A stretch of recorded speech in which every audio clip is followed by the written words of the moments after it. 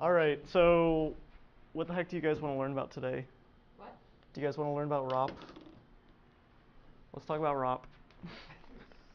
Show us how we can use ROP to hack USF. To hack USF? Well, there was that libSSH vulnerability that came out today. The what? Oh, Yeah, libSSH. we'll talk about that for 5 minutes. Yeah, I didn't know about that. Do you know about it? Yeah, do you guys know about libSSH? I mean, the lib that SSH uses to work?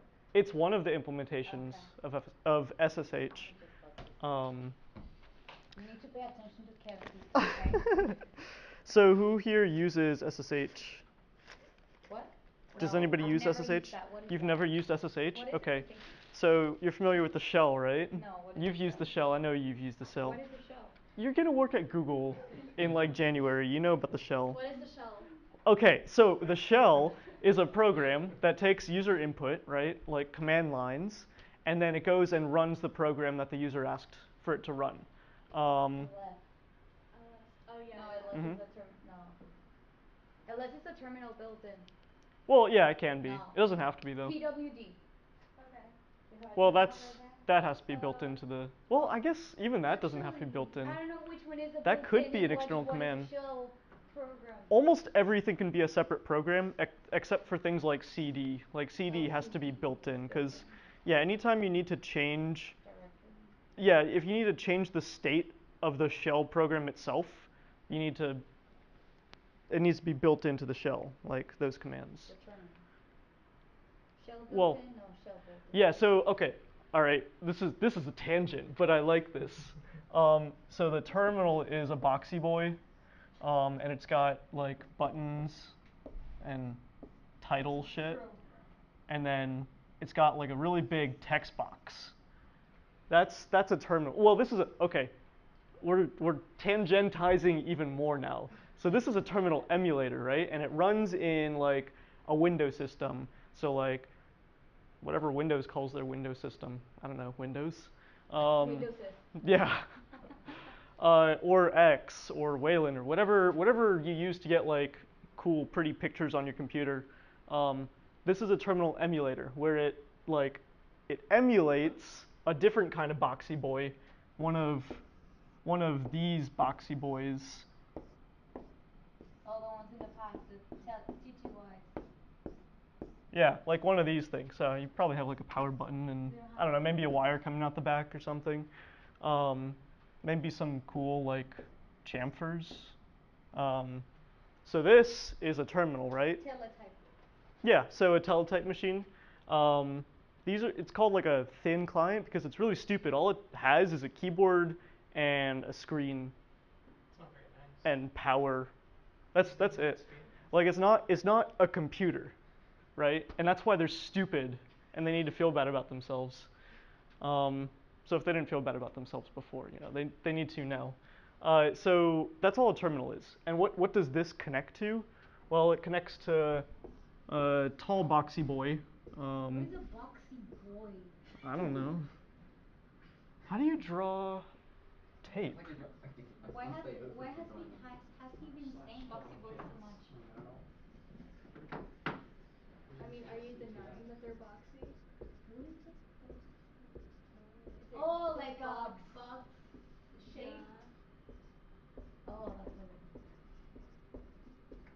So it connects to one of those things, and just like that's a computer. Let's call that a computer. Okay.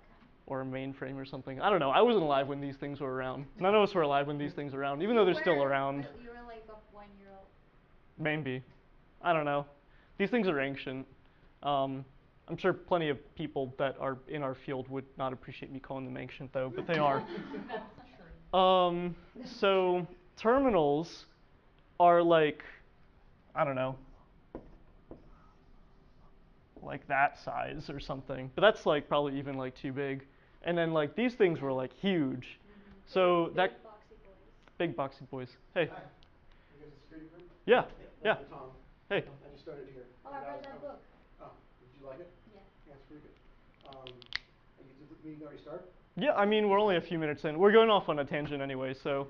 We're improvising. Well, he's improvising. Yeah. So Yeah, I just started work here, and Awesome. I met Nathan over the summer. Oh, Oh, Dr. Nathan, Fisk? And at a cool. CTF, one of the local Yeah, yeah. downtown, and he said that I should join the group. I work for Joe Rogers. Really? So he was the one I think had something to do with you guys, right? Or Joe Yeah, way yeah, back when. Joe, yeah, He when was White pretty House was in cool. its formative years, he really helped out a Oh, lot. Joe. Yeah, He runs the network, so. yeah. Yeah. Awesome. Um, You said your name was Scott? Tom. Oh, Tom. Yeah, Okay, and sorry. actually, about probably 10 years ago, I did an NECCDC, Okay. the Mhm. national competition. Yeah. You guys doing that? On and off. Yeah. It's a weird competition. Yeah, Yeah. we're kind of Um, disorganized with that right now. yeah. Are you a professor? No, I'm not. I'm just a network engineer. Oh, okay, cool, And cool. We need people like you to teach our team for CCDC. so do you have it or not? Yeah, So we want we, to so there are a bunch qualify. of students who want to compete in CCDC. Yeah. The last captain just graduated though, Mhm. so they're kind of missing a Oh, guy to lead them right now. alright. So, Um, but yeah, no, it's a good competition. They were weird with me because, well, yeah, hackers are weird, right? So oh this is yeah. the thing about Hackers are security. all weird. As much as I like security, it's like because like if you know something that they don't know, they won't let on they don't know. If they know that you know something that they don't know, they won't And then if they know something, if they know that they know something you don't know, they won't tell you. So it's just like it's almost like Okay. they're not very open. Is what I'm trying to say. Right. So it can be kind of frustrating. Yeah. Um, but the competitions are different. And my year, nobody really showed up as far as like the military or other companies. But then the year I helped the students out with it, the next year in UMass Boston, there was like a whole bunch of people, and I was like, ah. But what place did you guys get? In CCDC? Yeah. I don't know. What? Well, it's not. You have In SCs. yeah, Yeah. SecCDC. I don't know. What's the question? What place did they get? At least like 2 semesters ago when You mean it 2 was years actually somewhat ago? organized. Has it already been 2 years? That was when Duck was around. That was a while ago. Jeez. I Second, thought we had a third? team like last. Oh, we had a team last The first last 2 years semester. we haven't qualified. Oh, they haven't qualified. Okay. I know we had a routine meeting. Mhm. Really, when Kyler was doing it? Yeah, yeah, I was doing it when Kyla was doing it Okay. too. We didn't qualify that Okay. year. So, but then the year before it was like second or third. Because he didn't send 2 emails. All right. So Yeah, I 'cause guess like second or the third. qualifying's online, isn't it? Yeah. Yeah. Is it? Yeah. Okay. Yeah. Yeah. I've never actually done any CCDC stuff myself. Yeah, it's So. fun because I mean when I did it, it was like a 2-day competition. You walk into a room, everything was broken into, and you clean it up and kick them out. Yeah, that's Right? the actual competition. Yeah. When you Huh. already qualified for it. Yeah. My year ago was weird. Mhm. Like I said, because something happened in the network, and they weren't able to hack into us first, so Mm. they never got into us. Oh, Mm. And they were okay. really irate about that. Depends if the network is down. Yeah. But anyway. Yeah. So yeah. So we kind of have like the two camps of people. So like there are people that are really interested in like defense side of stuff, and they're really interested in CCDC. And then we have like a bunch of people who like really like doing CTF type stuff. Yeah. So like the way we had it in the past, we had like CTF meetings, which is like kind of like what these Thursdays are. Yeah. And then we also had like CCDC meetings, but we haven't had any CCDC meetings this semester. Yeah. But I know a bunch of students would be interested in that. Those So. are trickier because for us it was harder because they had to learn how to be sysadmins. Yeah. And Yeah. a lot of it's not exciting. Yeah. Right? It's not like little puzzles. It's Yeah. like learn how to configure this. Yeah. Yeah. Correct. Yeah. Read is technical. And Stigs. yeah. Yeah. Um, Hey Tom. what's up? Oh, You're not Tom. that Tom. local. Oh, I cool. mean, no. All right. um, So this is the CTF one? yeah. Yeah. Do you So guys have your own? hopefully soon. I mean, we're trying to get our. We have like a 24/7 board, but that's been down for a little while, so we're trying to get that back up and running. Okay. But I mean, hopefully, we're loosely planning maybe next semester to try to have an online CTF. But it all just depends on how much time people have to write challenges. So. Yeah. Okay. Yeah. I mean, but there's a bunch of them out there already. A bunch of challenges. Yeah. Yeah. Well, yeah. I mean, but then that doesn't really test people's. No, but every once in a while, you're gonna have the hidden file. I mean, like you're gonna have the basic ones. Sure. Yeah. You have to go through those. Yeah. So forensics challenges are a lot easier to write than they are to solve. Yeah. So which ones? Yeah, because there's there's that one, and there's the encryption ones. And then Yeah, there's the crypto. binary ones. Yeah, reverse engineering and pwning are like really Those are time the harder consuming ones. to write and also time consuming to solve, but more so for writing because you have to make sure that they are vulnerable, but only in the way that you want them to be.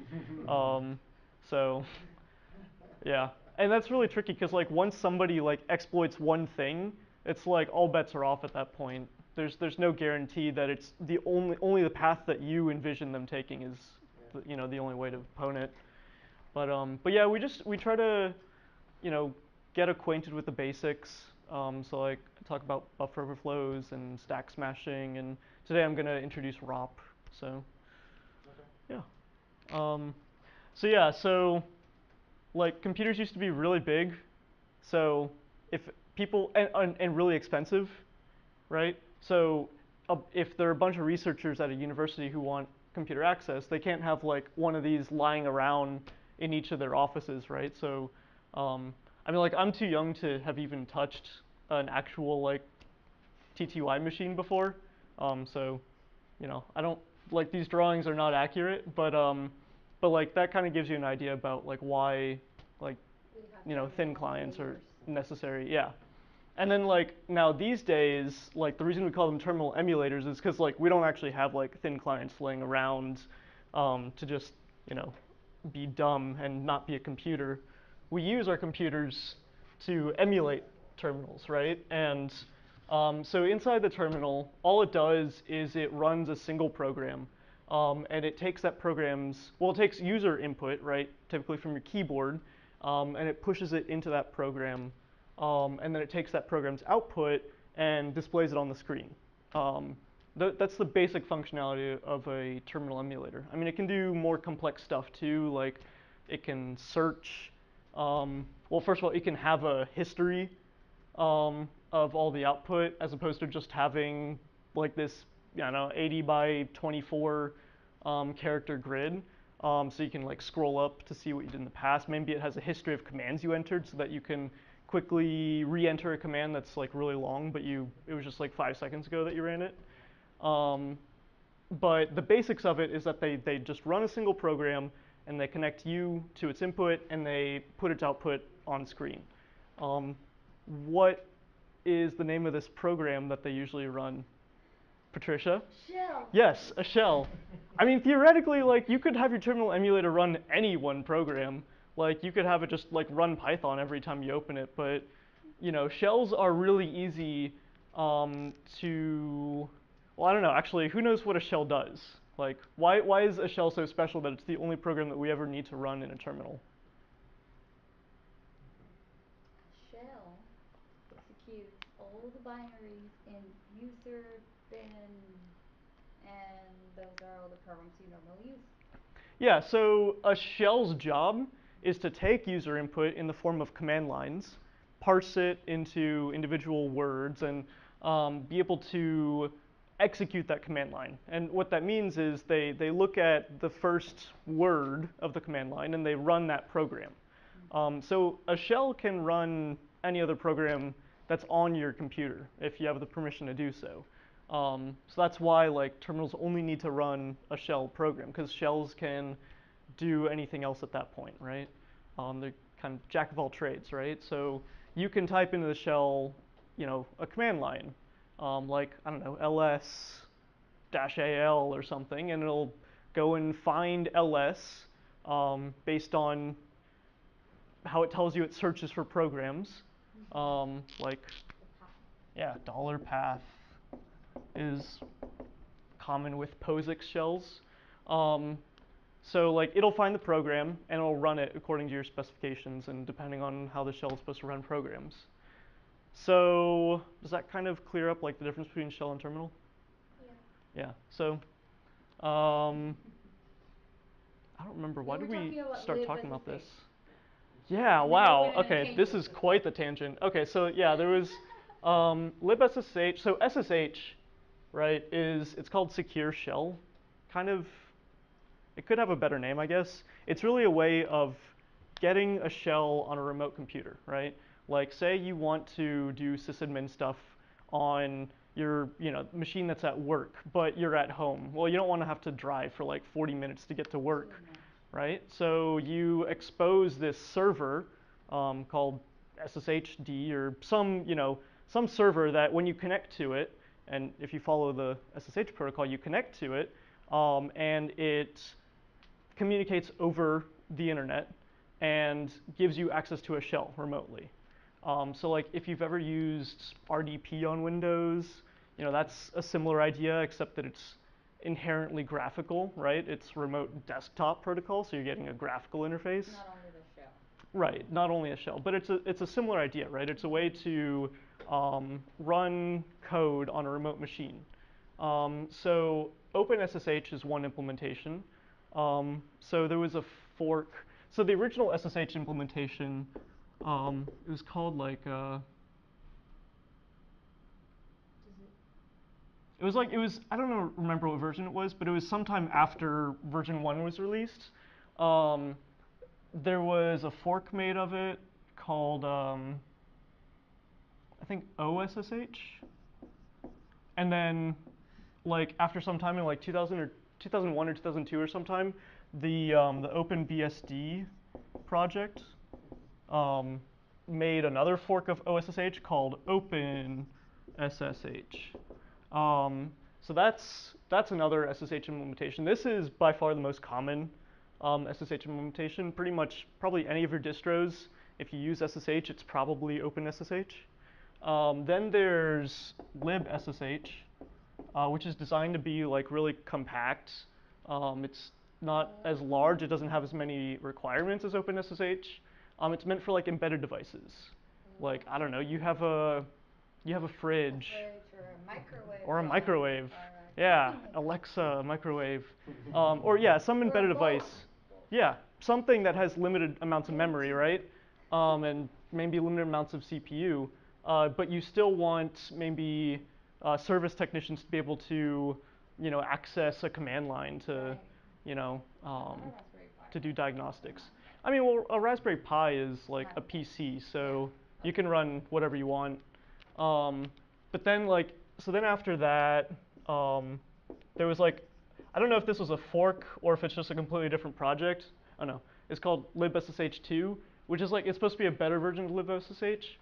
But then, so this was the guy that apparently all versions after like 0.6 or something, which was like in 2006 or something, are vulnerable to a really dumb attack where basically the server says, hey client, I'm going to need you to authenticate. Or like the client says, hey server, I want to access your resources. And the server says, okay, you're going to need to authenticate. And then the client says, I authenticated successfully. And the server says, okay, that's it. Like you don't need to supply a password or keys or anything like that. So that was dumb and unfortunate, but This was recent. yeah, it was like 2 days ago. But it's not as far-reaching as some people are worried about, because like if you search on Shodan how many devices are running libSSH, it's like 6,000 in the world or something. What? Yeah, and it's gonna be like, it's gonna be stupid devices that you shouldn't really trust anyway. I mean, it's still a vulnerability. It should be patched, and there is a patch available, but it's not like if OpenSSH had like a similar vulnerability, we'd be like. Although I have heard rumors, I don't know if it's true. It sounds like X2Go might use libSSH. I haven't verified that, but I know X2Go is a thing that a lot of places use, including USF. But I haven't like verified those claims, but that might be something worth researching. Anywho, that was the libSSH thing that happened today. Okay, let's talk about ROP. I won't tell you what it stands for yet, but I will tell you how it's spelled. Yeah, maybe a hint is, I don't know if anybody knows what that stands for, and then like that's the same as that. But I won't tell you what the R is yet. We'll have to figure that out. One is object-oriented programming, so the other has to be some sort kind of Something-oriented programming. right. And why am I talking about programming in a Recursive. hacking, you know? Why not? What are you talking about? I don't know, but I'll leave that up for now. So let's look at some code, okay? Too much sarcasm in here. let's say, I don't know, void g, and it takes an int, and then it just, I don't know, does nothing. um, and then we have like, let's say we have a void, or let's say, for argument's sake, we have a function that actually returns something now. And this takes a b, but it's also kind of dumb because it just returns b. And then let's say we have our main function, and we don't need command line args for now, but let's just say that int c is the result of calling f with 5. So I don't know, who can walk me through like what this program does, just from a high level?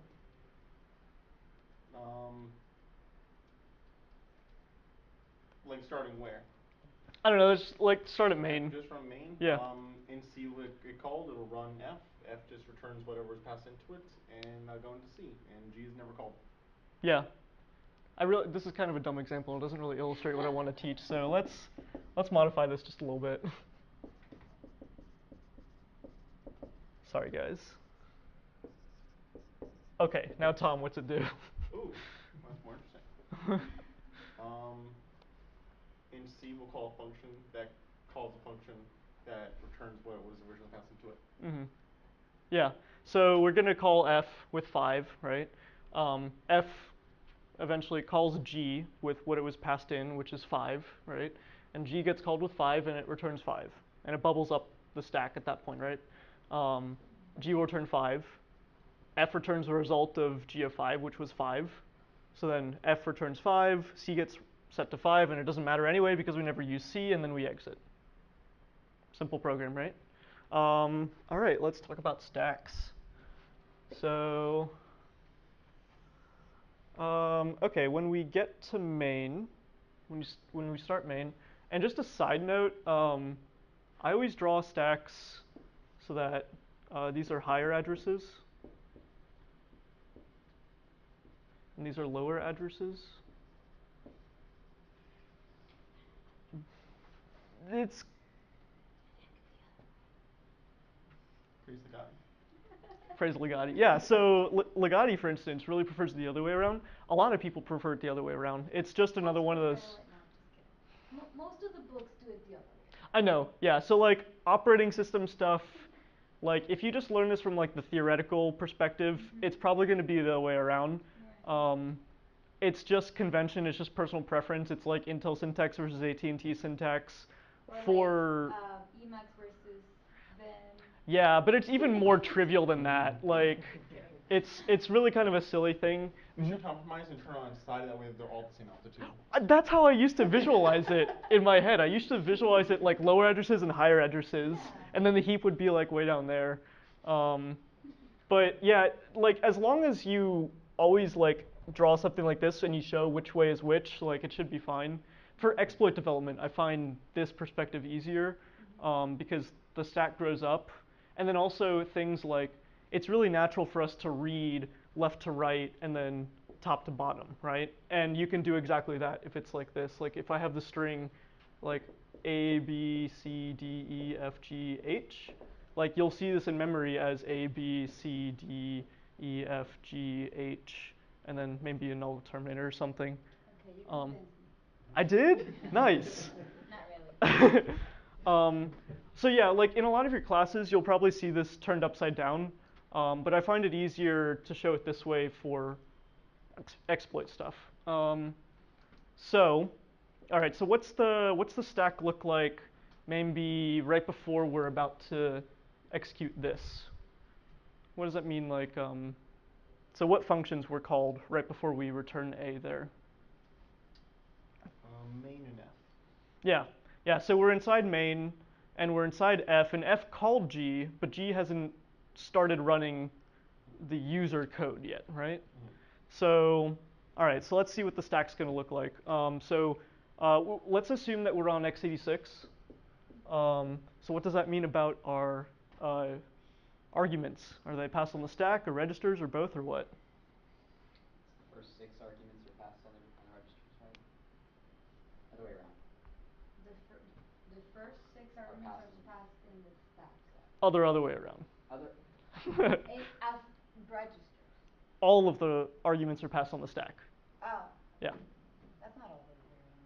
Well, okay, because like 64 optimizes it to pass the first 6 on yeah, the register. Okay. right. That's what I meant by other way around.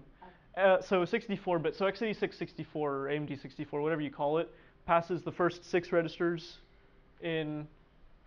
Does anybody remember the register names? They start with E's. Close. E R. is the 32-bit ones. R. Oh. Yeah. Okay. Yeah. Okay, R. R. No, but that would be nice. Okay, so destination index, source index, RDX, RCX, R8, R9? Yeah. So x64, right? That's not this, but AMD 64. Just to recap, it's not AMD G. AMD 64 is RDI, RSI, are those 6, and then right to left, the rest of the parameters or the rest of the arguments get put on the stack. So then for x86, how do they get put on the stack? I mean, I guess it doesn't matter in this case. We only have one parameter in each case. But if we had more than one parameter, what order do they get put on the stack? Didn't we just say it? Well, I said it for AMD 64. Oh. I don't know. Is it the same for x86? No. No? So they get put. How do you think they get put? I remember the first 6 go in the stack and then the rest in registers. So yeah, so AMD 64, the first 6 go in registers, and then the rest go in the stack because we only have a finite number of registers, right? Okay. And then. Yeah. So then x86 just puts them all in the stack, right to left. Nothing in arguments.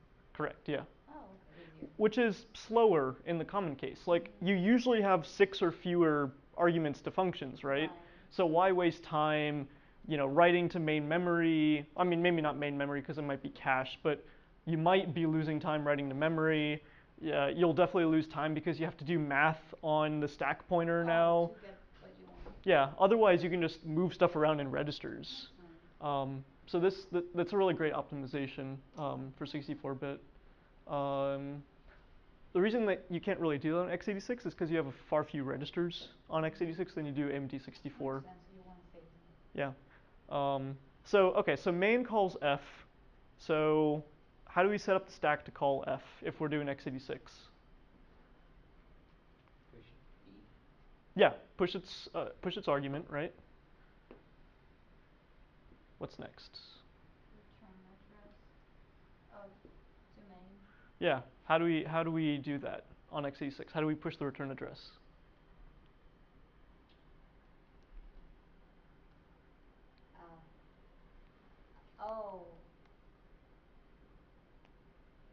Move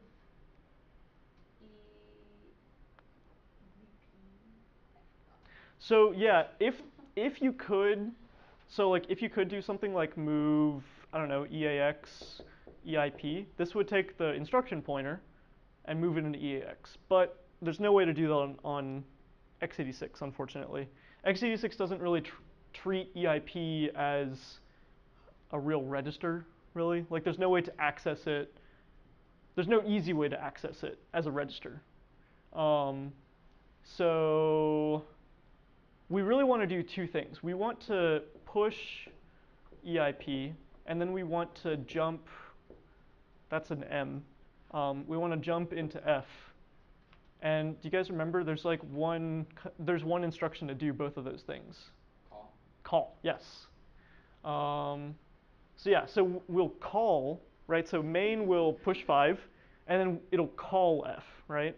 Which call does 2 things, right? It takes this address, like right after we call F, whatever that address is in code, and pushes that on the stack, and then it jumps into F, right? So you're right, so we do push the return address on the stack, but the only easy way to do that on x86 is to use call.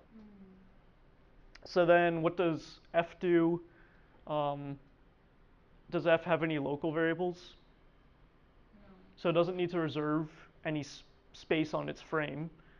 It's just going to immediately call Yeah, exactly. Um, with Call. well, yeah, but G has an argument. Parameter. G has a parameter, yeah. So wait, would you look up 5 or? hmm Yeah, Okay. so f will get 5 as an argument, Right. and it knows it's an argument because it'll have ESP is here, and then f knows, oh, it's my first argument, so I need to do like ESP plus 4. And actually, so I glossed over. Um, so let's translate this to x86 first, actually. So main. So we said that it pushes 5, right? Um, and then it calls f. And then let's say, I don't know. Actually, I guess main does have a local variable. So do you guys remember how you allocate space in this on the stack for locals? Oh, ESP plus something. Yeah, the whole function prologue, right? Anybody remember it? Oh, We no. subtract ESP Yeah. By how much? by The size of Four. the Yeah. size of unit. Yeah, exactly, right? So the size of an int, right? So subtract it by 4. Um, something you need to do before that. we need to push EBP. Uh-huh. Wow, he has it memorized. Look at you. And then I'll look it up. Move. So, no, don't look it up. So we have a frame below us, right? Because like it's an implementation detail, but like our program doesn't actually start at main, by the way. um, like libc needs to do a lot of stuff before our code can actually run. So let's just say that we have ESPs pointing here, and then EBP is like pointing somewhere lower down the stack. So first we need to save EBP somehow, because we really want EBP to like point up here now, somewhere, wherever the bottom of our frame is. So we need to save EBP, right? And we do that by pushing it onto the stack, right? So EBP gets pushed onto the stack, right? And it's the same EBP, it's that same value, right? Because it copies it, right? So we pushed EBP onto the stack, and now by pushing, what does that do to ESP? It no longer points there. Where does it point? To the top of that. Right where we pushed, right? So now we've pushed EBP, and now we need to update EBP. The whole reason we pushed it is because we wanted to save it because we're about to overwrite it. So what do we overwrite EBP to? Yeah, you put ESP into EBP. Right. You take this value and you copy it into EBP, so that now like we have the save value that points at the old EBP, but now we basically set EBP equal to ESP. So how do you set a register equal to another one? What instruction do we use? Move. Uh-huh. Which one goes first? Source, destination? Source, destination. There you go. Which one's the destination? EBP. Yeah, EBP. And what's the source? ESP. There you go. Function prologue, guys. He sounds like a dad now. What do I sound like? Like a dad. There you go. Good kid. Okay. So push EBP, move EBP, ESP, and then subtract ESP by however much space we need for local variables. That's called the function prologue, and it does this in the end. Except ESP won't point there anymore, and I left the marker on the I left the eraser on the other side, so I'm going to use my finger. So EBP points here, and ESP points here now, right? Because we subtracted ESP by 4, so that moved it up because lower addresses are higher, and now we have space for one 4-byte word, right? So that we allocated 1 word of space for C, or in x86 terminology, I guess this is a double word, but 4 bytes, however much 4 bytes is.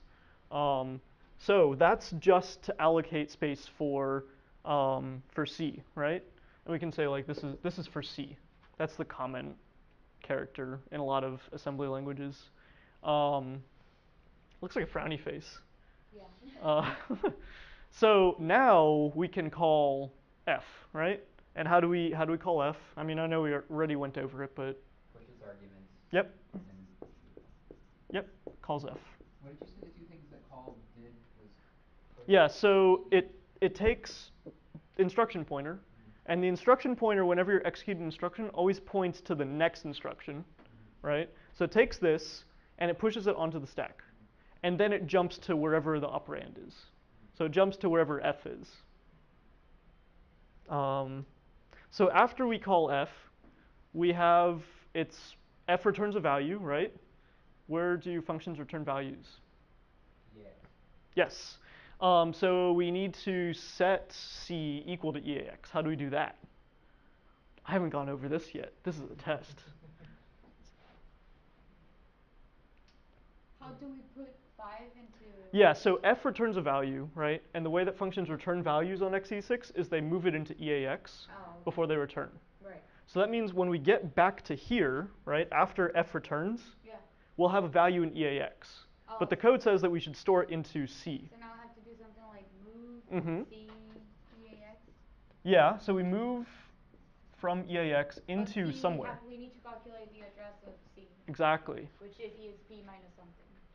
Yeah. Awesome. Does EBP still point there at this point? So EBP points at the bottom of the frame, or I guess it's conflated terminology. It points at the base of the frame, right? So EBP points at Old EBP. old EBP, yeah. And that's actually pretty common. EBP will usually point at old EBP. So ESP points here, right? Did I do something wrong? ESP shouldn't point there. Oh, we have a return address, I forgot. That's the thing I'm forgetting in this frame. But that's fine, because return address would be here, and it shouldn't, I don't think that should change anything. I don't know. EBP should point at old EBP still. Yeah, yeah. So ESP points at our first argument. Does that sound right? ESP points at return address, and then we push EBP, and then copy it, and then, yeah, okay. I don't know why that sounded weird, but so ESP points at the space that we allocated for C, right? So how do we move into where ESP points at some value?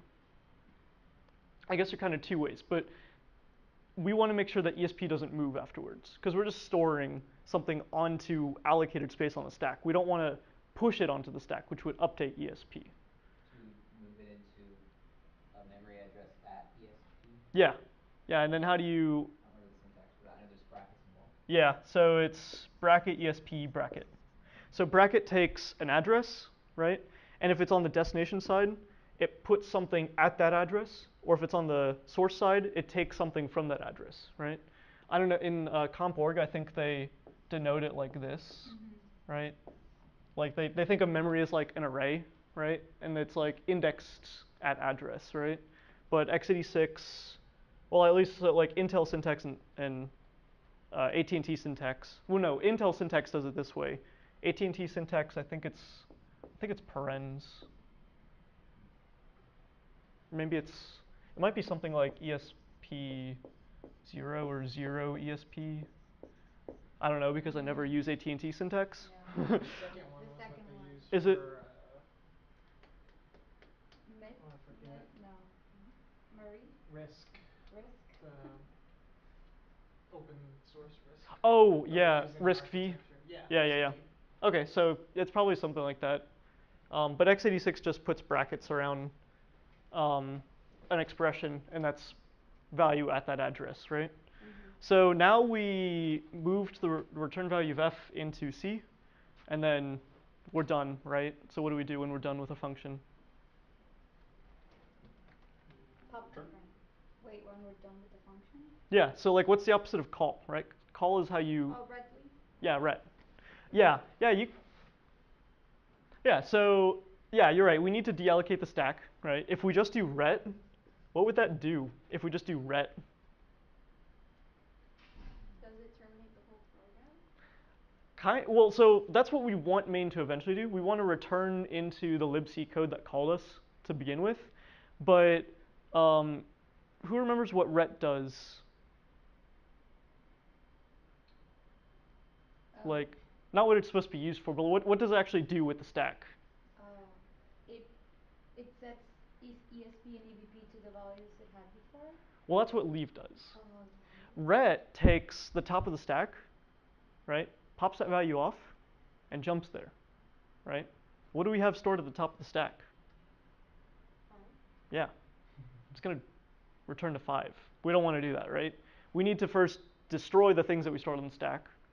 So the top of the stack is, local variables that we stored. So we need to get rid of that space first. So we could do something like the opposite of each of these instructions, or we could just know that ESP, before we subtracted it, pointed at the same place that EBP points now, right? So we could just, how do we set ESP equal to what EBP is now? Mm-hmm. This is getting really tilted. Yes. Yeah. Right, so that'll move ESP back down to where it was before, right, before we subtracted. And now we need to restore the old value of EBP, right? So how do we do that? Would we add EVP 4? Well, we want to, so this is the old EBP, right? And it's stored on the stack. We want to take this value out and put it into the actual EBP register, right? Because earlier we saved it on the stack. Now we want to restore it back into the EBP register. So we want to take that value from the stack and move it into EBP. So we could do something like move into EBP the value pointed at by ESP, right? And that would take, so ESP points here, right? And that would take EBP out, and then it would put that value into EBP, right? So now EBP points at wherever it used to point. But then after that, we're going to have to do an additional pop. Because what we eventually want to do is we want to just do ret, right? And at that point, ESP has to point at the return address, right?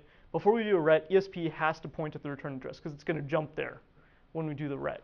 So we could do this where we move into EBP that top value, but then we're still going to have to pop that value off. So a more efficient way is to just pop EBP, or pop into EBP, right? And that treats this as a stack now, right? It takes this value, pops it off, moves it into EBP, and then it decrements ESP, right? So ESP will now point here, and we popped this value off into EBP. So EBP, instead of pointing up here, that value will be copied into EBP, so it'll point here, right? So this is a really common function epilogue, right? It happens after your code. Move ESP into EBP and pop EBP. But as Patricia alluded to easier, these two instructions have another name. I'm gonna leave. Yeah, get out of here. Yeah, so move ESP EBP and then pop EBP is so common that there's a name for it. Just leave.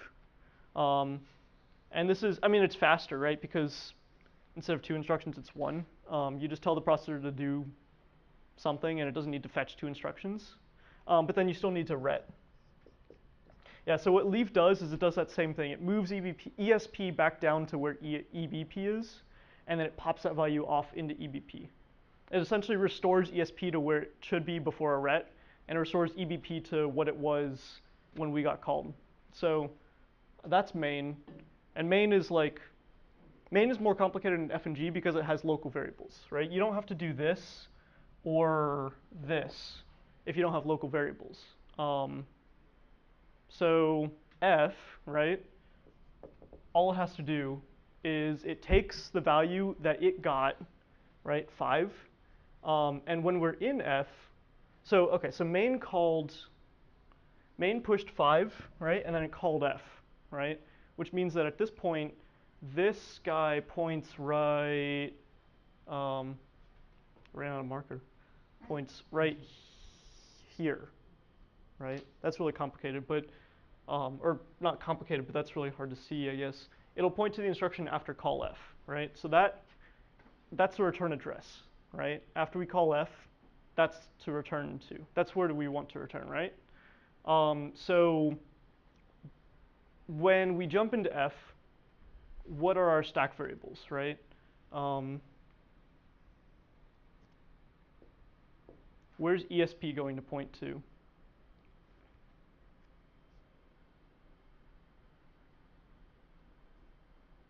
Top of 5. So close. So the call instruction, it pushes the return address on the stack, right? Mm-hmm. So that's going to update ESP from pointing to 5 to pointing here, Yeah. right? So ESP points here, and then EBP is still going to be here for now because calling doesn't affect EBP, pushing doesn't affect EBP. EBP is only affected when you explicitly do something to it. So since F and G don't actually really need a frame, they don't have local variables, they don't actually even need to touch EBP. So ESP points here, right, when we enter F. So then where is the first argument relative to ESP? ESP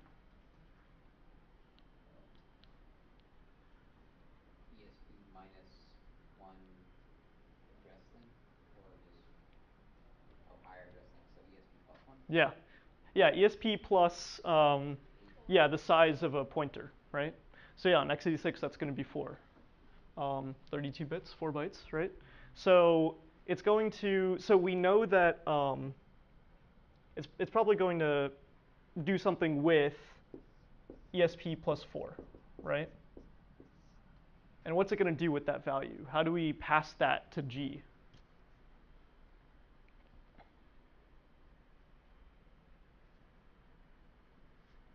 Yes, push. So if this was a valid instruction, we would just do that. Unfortunately, you can't do math in pushes. Basically, so x86, you almost never, you almost always can only access one memory location in an instruction, and this accesses 2, right? This accesses ESP plus 4, and then it pushes that onto the stack, which is like a memory fetch and a memory write. And x86, off the top of my head, I can't think of any instructions that do more than one memory access. So we need to break this up into 2 parts. We need to save this somewhere that's not memory, and then we need to push that on the stack. A register, yeah. So any register you want, we can do EAX, right? So we save into EAX our argument, right, 5. And then we can push EAX. Very good. Yeah, and then what? After we push it, what do we do? Mm-hmm. Well, we're in F. G, yeah. And then after we're done with G, what do we do? After we're done with calling G? Uh-huh. Return. Yeah. So it happens to be that simple because this is a tail call. So G, where's its return value going to be again? Yeah, EAX, right?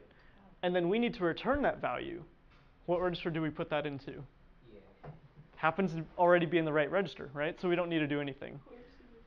What? Of course it is. Yeah. Yeah, so anytime you see a tail call like this, you don't actually need to do anything after you call it. You can just ret. So compilers is smart enough. Compiler, yeah, it hopefully it doesn't do something like move EBX EAX, move EAX EBX or something dumb. I mean, maybe if you're taking compilers class and you're not shooting for extra credit, you know. But this has a really funny implication. Tail calls, like this is a tangent, but tail calls, like you can just freaking do one of these. Tail call? Yeah. So tail calls, it's like when the very last thing you do is return the result of another function call. You don't actually have to do anything on the stack. You can just jump right into it, because I mean, like we pushed EAX. What? Should, yeah, totally. And actually, like I guess because we have parameters on the stack, so we need to clean that up first. like, I won't do this for now, because like it actually requires more code than that, but there is more room for optimizing. Basically, like if the very last thing you do is call another function and then return its output, you don't need to save anything about yourself, because you're not going to use any of your local variables, right? You might as well just jump into G, and then when it returns, it's going to return a value directly to main instead of going through you. Like there's no need to do that because you don't actually do anything with the value, you just return it. But that's silly compilers talk. So then, yeah, so that's F, and then G pretty much does the same exact thing. It has its argument in ESP plus 4, and then it returns that. Good. So how do we return our argument?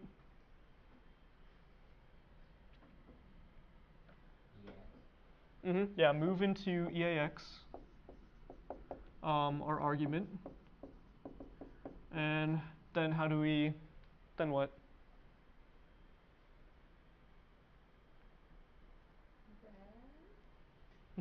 Yeah. Right. So that's all right. So that we fully we fully compiled our program now, right? So these are equivalent. It's a really bad congruent sign, but those are equivalent, right?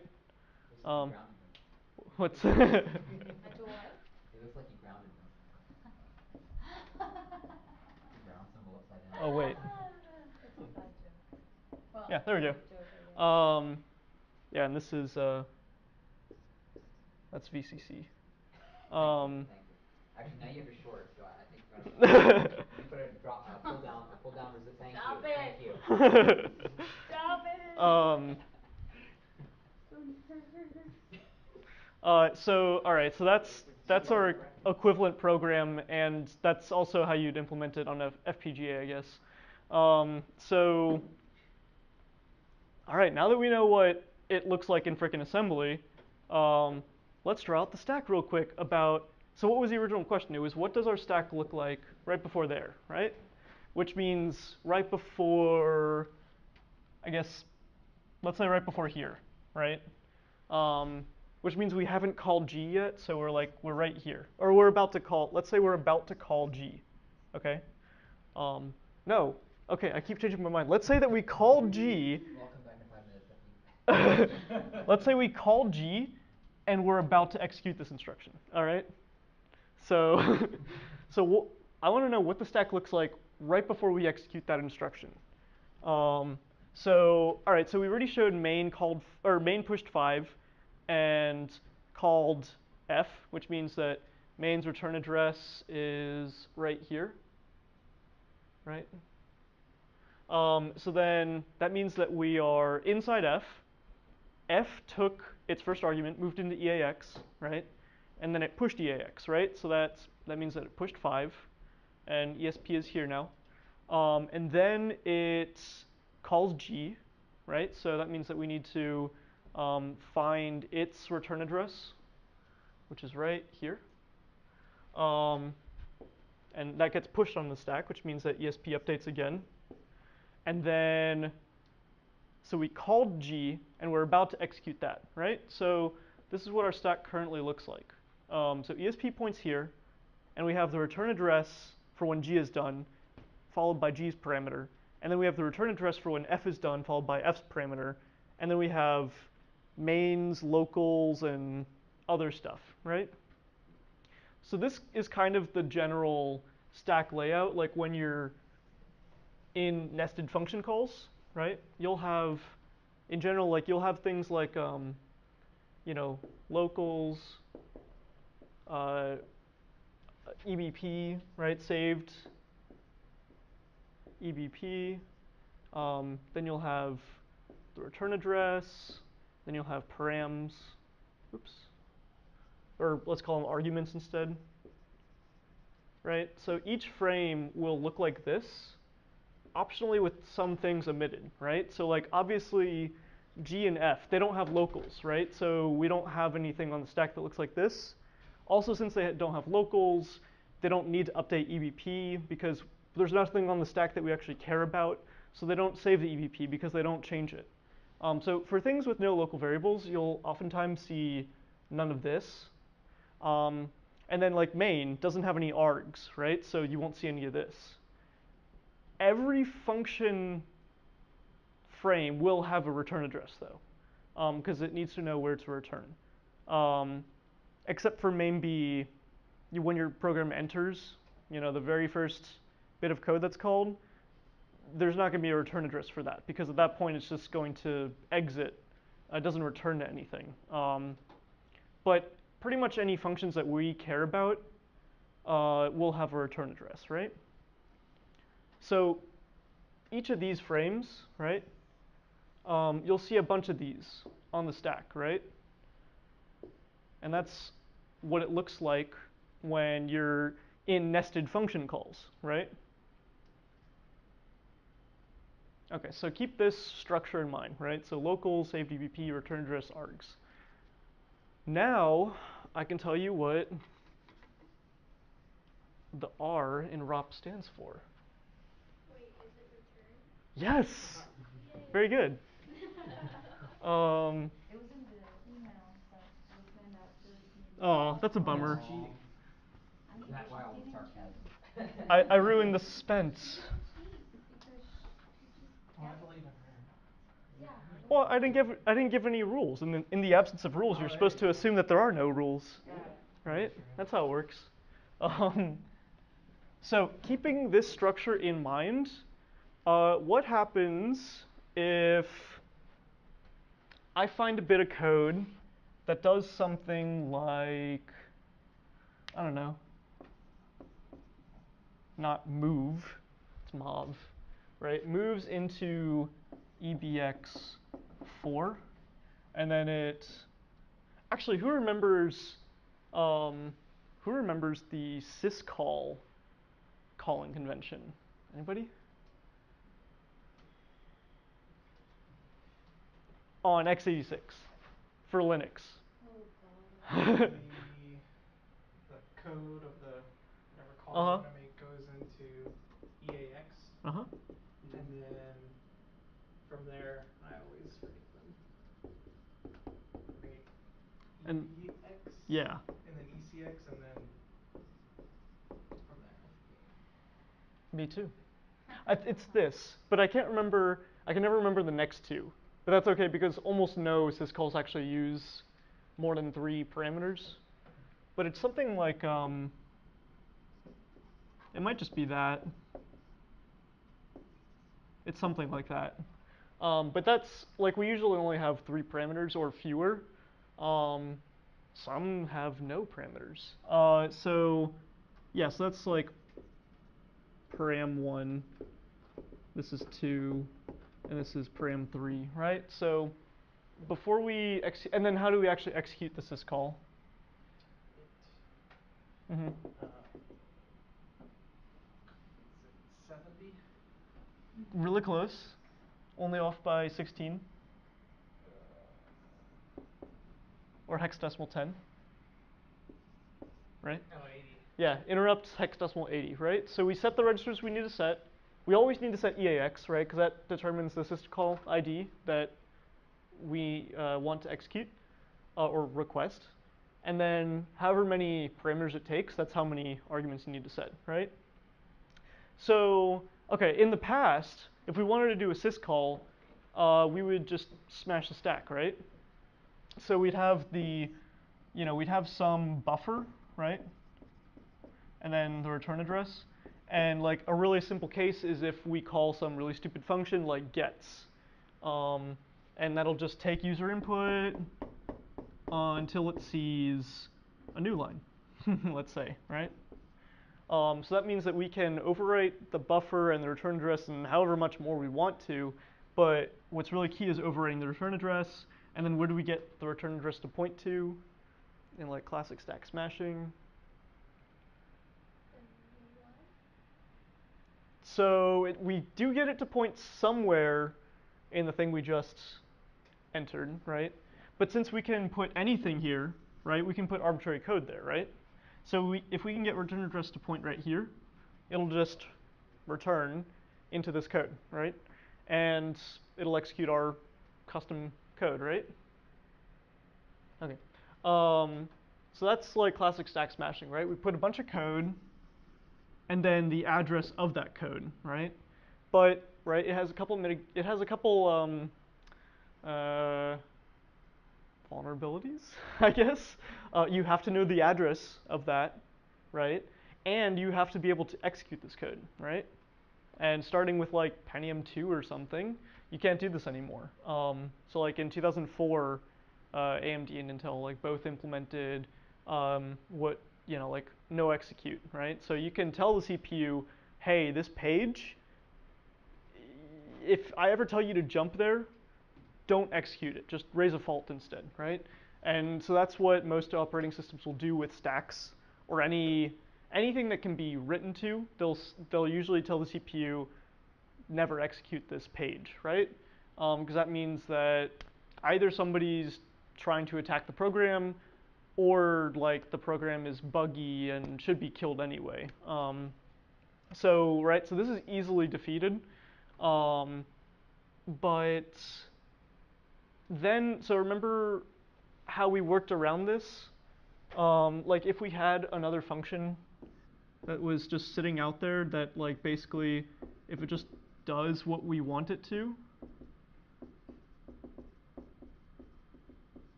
right? Like say that there's this function in the code, right, that the programmer wrote. If there's some function out there, we'll smash the stack anyway, right? But instead of putting code here, we just put random data, whatever we want. And then we get the return address to point here. And this will execute because this, the compiler will put this into executable memory, right? So this is how you do things like, say your program checks a password, and if it was correct, it'll go to, like an authenticated, like user is authenticated function, and if it's incorrect, it'll go to like wrong password show an error message function. So like that user authenticated function does exist somewhere in memory, in executable, in code memory, which means that if we can overwrite a return address, we will be able to jump into there, right? So that was one of the workarounds. But what if there doesn't exist code in memory that does that gives us, complete reign over the computer, right? We need to find some way to either put our custom code in, or maybe find little snippets, things that get us closer to our end goal, right? So like instead of, like say this is like 18 instructions long, if we can't find a block of code that is exactly those 18 instructions, what if we find like the first instruction somewhere and execute it? And then we find the second instruction somewhere else and execute it, right? So if we can chain together these disparate gadgets, right, we can get it to do essentially anything we want, right? So there are 2 steps to that, right? The first is finding these gadgets, right? We need to search a binary for these little snippets of code that do tiny little things that get us closer to our end game, to our end goal, and then we need to be able to chain them together, right? So, all right. So let's say I find a little snippet of code that does, I don't know, move EAX, I don't know, some number. And then, let's just say that it happens to ret right after that. And then let's say that we have some bit of code that moves EBX, I don't know, 4, and then it rets. And then we have some bit of code that calls interrupt OX80. And let's say that this happens to be what we want to do. Say that we want to do syscall ID 5, and we want to call it with the arguments 4. Right? So this happens to, if we could somehow chain this instruction, then this instruction, then this instruction together, this would accomplish what we want to do, right? And of course, like this is really simple, and I don't even know off the top of my head what syscall 5 is, but in practice, you would say, oh, the syscall I want to execute is syscall ID 7, so I need to find a move EAX 7 or something more complicated. I need to get 7 into EAX somehow. So I need to find some stream of instructions that will set EAX to 7. And then I need to find some set of instructions, some sequence of instructions that will set EBX equal to whatever my first parameter is. And same for however many parameters you require. And then you need to find some int OX80 somewhere, which you'll probably be able to find somewhere because every time you call like write or read or open or any of those things, like the code needs to do a syscall, right? So how do you guys think we can chain these together? I mean, and they just happen to have the rets, right? And it's kind of important that they end in rets. Right. To be able to chain. Mm-hmm. Can we just write Return succeeding calls to each part in where we want, and then go to one of them, then return back, then go to the next one, go to that one, come back? Yeah. Okay. Yeah, exactly, right? So our original buffer, right? We overrode it, and then let's say that we make the return address point to here, right? So what happens when the function that that overrode its own local buffer? What happens when it returns? Where does it return to? Wherever the next instruction below in the buffer where that called. Yeah. So so like when it returns, right? So ESP will point here, right? Like at this word, right? And it'll pop this off the stack and jump to that location. And if we know the address of this code, this little gadget, we can set return address equal to its address so that when this vulnerable function returns, it'll return to this address, or to this instruction, right? And in this instruction, it moves into EAX5, right? And then it returns. So how could we get it to jump here? So we need to make sure the next thing on the stack after ESP Mm-hmm. is the address of the second jump. Exactly. End of the stack. Right? So this code will execute, right? And then, so what happens, so this vulnerable function will ret, right? And what that does is it pops this value off the stack, right? This value here, moves ESP down, and then it jumps to wherever that pointed to, right? So we're here, and then, oh, it does the thing we want it to do, and then it rets again, right? So ret will, again, take the value at the top of the stack, pop it off, right, which it'll move ESP down one again. And then wherever this points to, it'll jump there, right? And then follow in that same pattern, if we want this to be chained afterwards, we just make sure that the next word points here. Now, if you want more code to run after it, you can't just find an int OX80. You need to find like an int OX80 followed by a ret, And in practice, there are a few other ways to chain things together, even if it doesn't end in a ret. Usually, it has to end in something that jumps somewhere. So that's usually ret, or call, or jump. Right? You pretty much, like, gadgets pretty much have to end in one of these. And by far, the easiest one to work with is ret. Because if you want it to return to a specific place, you just make sure that value is in the next place on the stack. Call is kind of nice if it's something like call EAX, and you already control EAX, because then you can just give it an address of the next thing, and it'll call EAX. But that also ruins the stack, because then that'll push the return address, like the next instruction, onto the stack. So when your function is done, it'll actually return to where that gadget was. So that's okay if A, the function you're pointing to is vulnerable itself, or B, you actually want it to continue right after that instruction. But this doesn't really end a gadget in the same way that ret does. Jump definitely does because it doesn't change the stack, right? I could include, the address of some other bit. If this ends in a jump, I can jump to any other function, and when it's done, it'll return, right? So red is the easiest to work with. Um, jump is maybe marginally less easy to work with. Call is kind of hard to get it to do what you want. But in this way, we can chain together our gadgets, right? So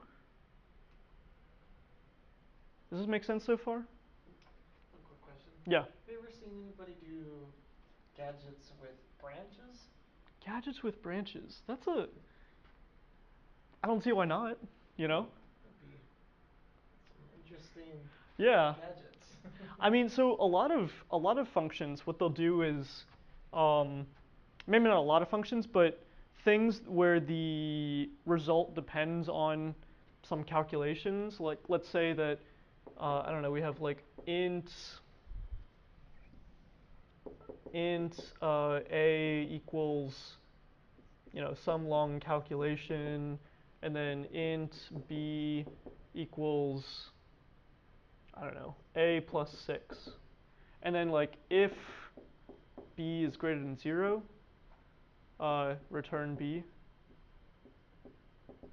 else return 0. Oops, return 0. Right, so if this is like some function, basically it says like, oh, if b is positive, return it, otherwise return 0. So that could be, I don't know, you're clamping your values onto non-negative integers, you know? So like what this will look like in a disassembler is, you know, you'll have this block, right, that you know, it does int a equals calc. I shouldn't say a disassembler necessarily, but like in a control flow graph, right? This is what it'll look like. And then int b equals a plus 6. And then you'll have a conditional, right? You'll do, you know, like b greater than 0, right? Is it? And if it is, it'll like, you know, I'm like mixing C and assembly, but it'll like move into, you know, ECX, the value of b, you know, whatever that was, and then so that's like if it is greater than 0, and then if it's not greater than 0, it'll just move into ECX 0, and then it'll jump somewhere, and this will jump somewhere. And these will jump to the same place, and that'll just return ECX. And that's like really pseudocode, but some functions will do like a bunch of calculation, and then they'll have like a final conditional at the end. So maybe yeah, the gadget could be like right here, and that's fine because it'll do a bunch of calculation. Maybe you need that calculation done, and then it'll do another ret, right? Which is what we want gadgets to end in, you know. Interesting. So more often than not, like the places that we find gadgets are near the ends of functions, right? Because at the end of every function, you have a ret, right?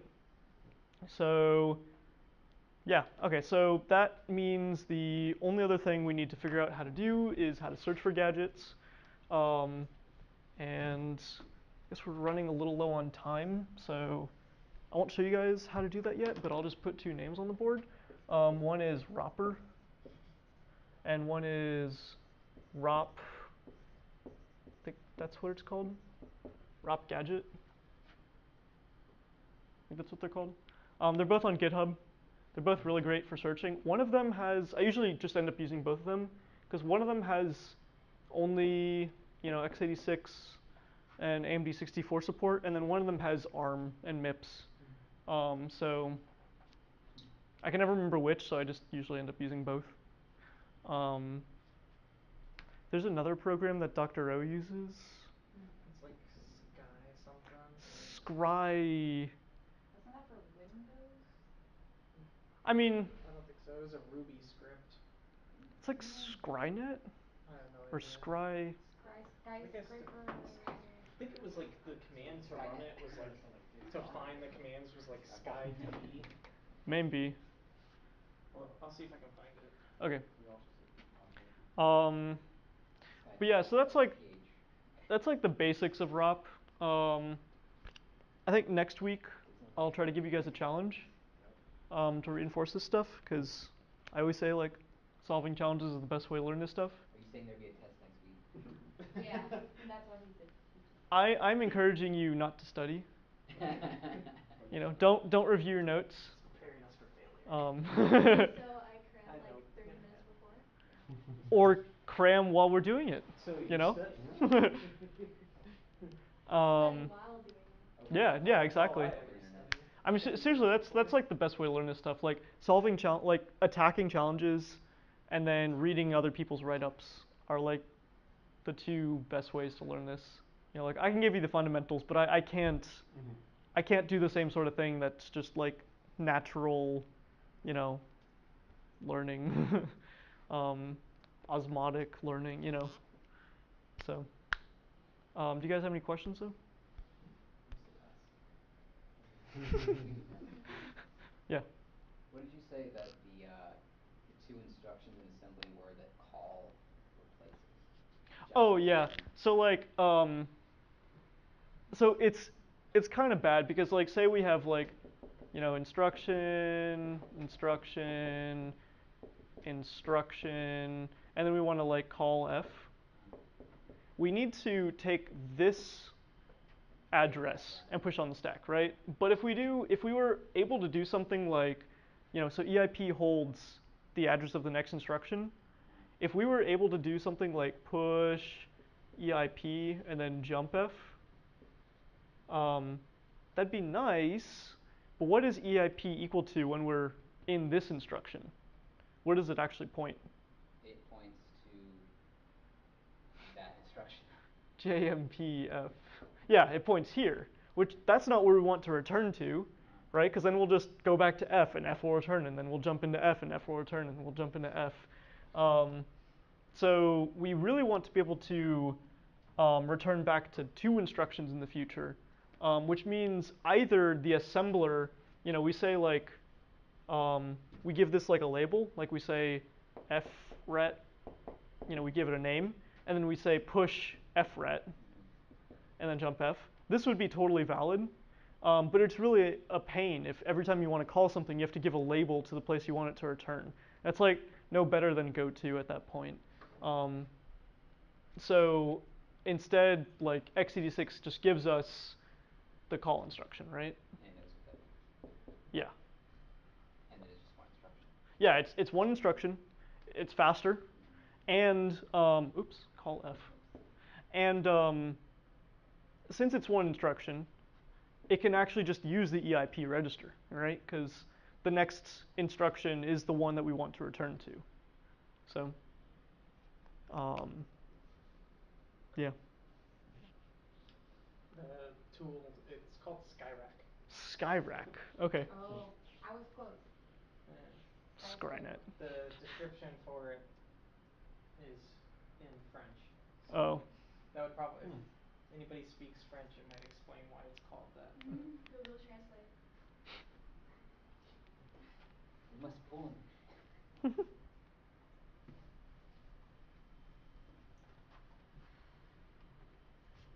Any other questions? All right.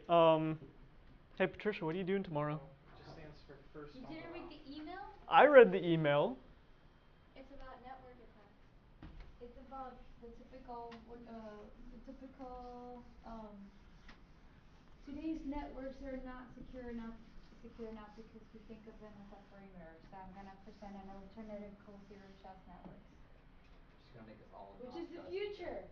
other.